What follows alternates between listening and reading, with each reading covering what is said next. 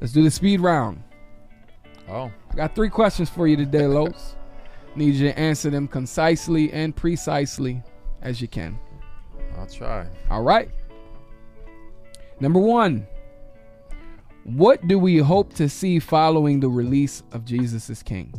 What do we hope to see from Kanye, from the world, from Christians, anything else in general? Do we hope to see from Jesus is King being released?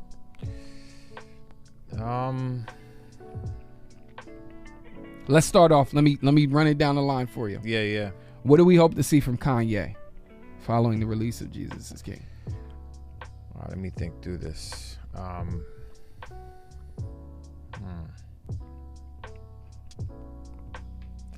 What do I hope to see from Kanye? Well, I would say continual growth. You know, I hope he's continually being taught biblically. I want to see him mature in his faith, man. And also, somewhat concerned in how's he going to respond to like a Joe Osteen or a T.D. Jakes. You know, that's going to be interesting. I saw somewhere where, I don't know if it's a rumor, but how Osteen invited him to his church. You know what I'm saying? So that's going to be interesting to see how that's navigated through. And but yeah, he is not going to Reformed Theological Seminary, by the way. That was a rumor. Yeah, that was a rumor. Just clearing that one up. Yeah. What do we hope to see from the world? Like I said, man, I hope Christ is proclaimed continually, even if it's done out of selfish ambition and without sincerity. Like, I just pray that the gospel continues to go forth, no matter what.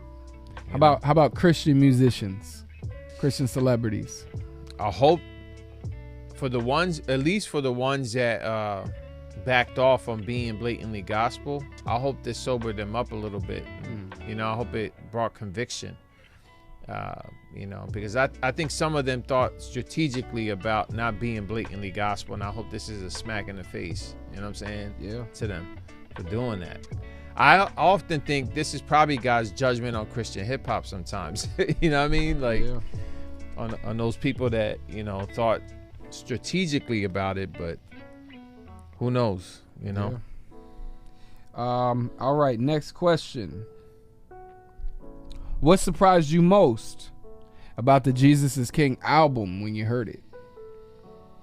What surprised me most? The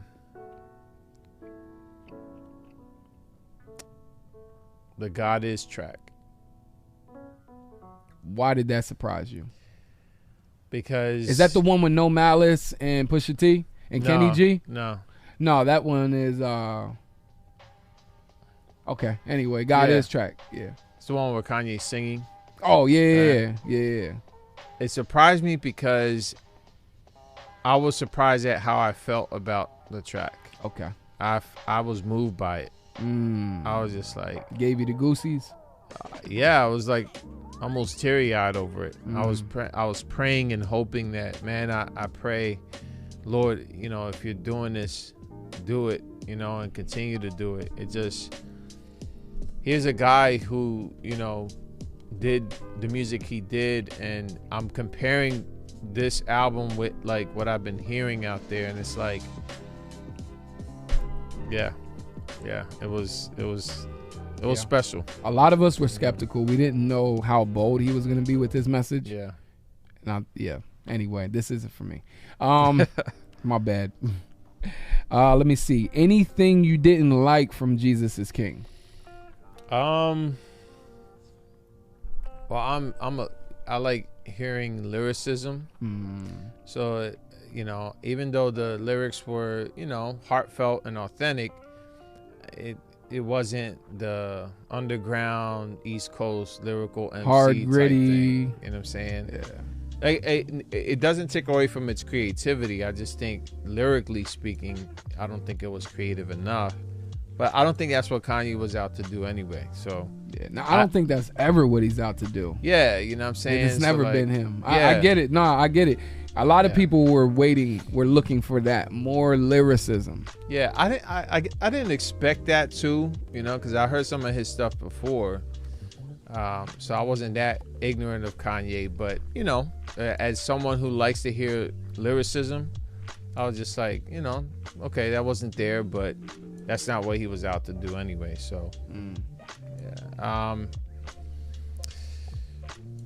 the tracks were, not long enough.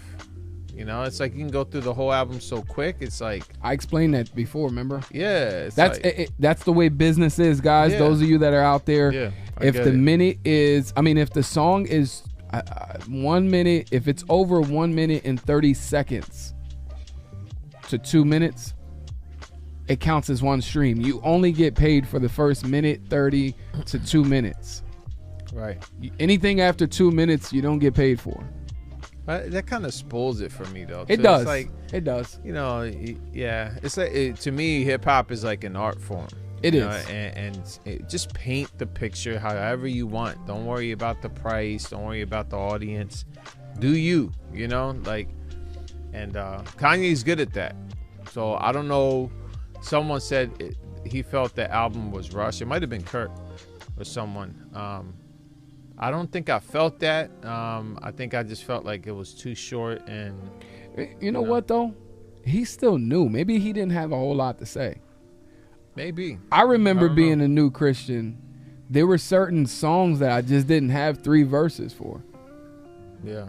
I had like one good verse, and then I asked somebody else to jump on the track with me. Now, if I'd have been a new Christian today and I was able to just put out a song that's 2 minutes long, I wouldn't have needed anybody else.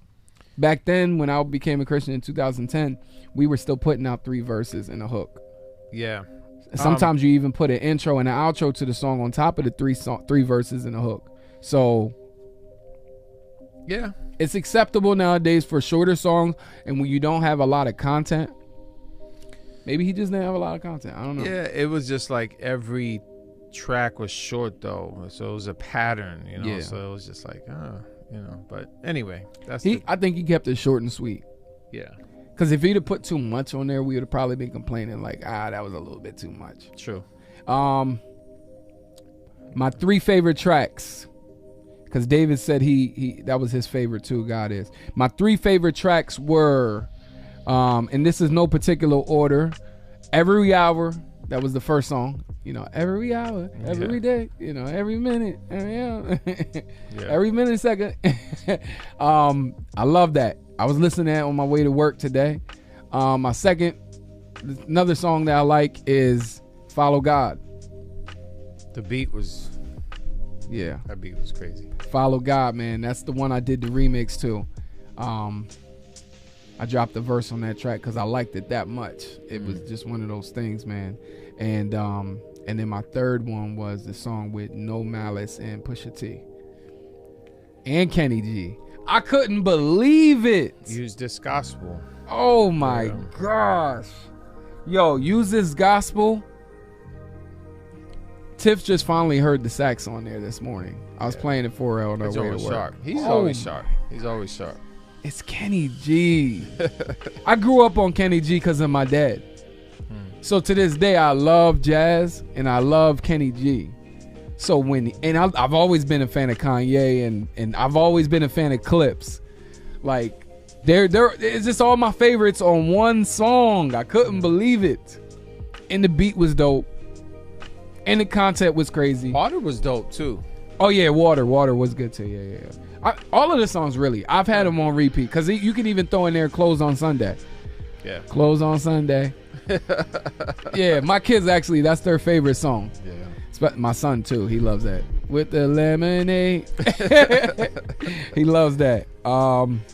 Tiff says mine's is Everything We Need. Oh yeah. Jesus is Everything We Need. Oh, I love that song. Now that I think about it. Yeah, I love that one too. That message, Jesus is Everything We Need. Bro, that surprised me when I heard that song. Yeah. I asked you what surprised you from Jesus is King. That song surprised me the most. Jesus is Everything We Need. I wasn't expecting something that deep from Kanye. I could see Jesus is what we need, Jesus is what the world needs, but Jesus is everything we need. He actually talked about Jesus is all that we don't need nothing else. So when he said that, I was like, oh, he got me sold, bro. He got me sold. Yeah, that's my song, man. I love that album. No, I didn't, babe. What was she talking about? No, I didn't, babe. Oh, what? She saying she didn't like the sax? I don't know. Saxophone. I don't know. Anyway, yeah. Those of you that are watching, if you haven't done it already, go ahead and like the video. Continue to comment and share the video. Share the video on your timeline with somebody you know. We're just heading on out. We're going to look at some of these comments before we go. I could go on all day about this album, though. Let me see. I can go on all day about this album and why it's important that he dropped it, too. It really, years later, I guarantee, either good or bad, we're going to look at this point in history and say, do you remember when Kanye dropped that album? Yeah. Because, like I said earlier, it's just on so many different facets that he made an impact. So you're talking about the music industry. I mean, the numbers that he put up. All his songs on this album, did you know that they're all Billboard 100? Yeah, I've seen that. That's ridiculous. Seen that. Did you know that oh man, I forgot the other part I was gonna mention. But he's doing numbers. He's doing crazy numbers. His streams are out the park, which means that Jesus is King is getting streamed everywhere. Yeah. Like somebody said earlier in the episode, it's a big thing in Times Square with Jesus is King album. You know, that's dope. Brittany says, agreed about being surprised with everything we need. The Adam and Eve lyric was great. Oh yeah. That was one of my favorite lyrics. You talk about lyricism, that part. You know how I feel. We talked about hip hop and lyricism. You know how I feel about that. What if Adam would have put the apple back on the tree and tell Eve what we have is what we have everything we need? Yo, that line was so crazy. Imagine that. What if Adam would have told Eve that? We have everything we need. Oh, that's so deep. I'm gonna go home and listen to it.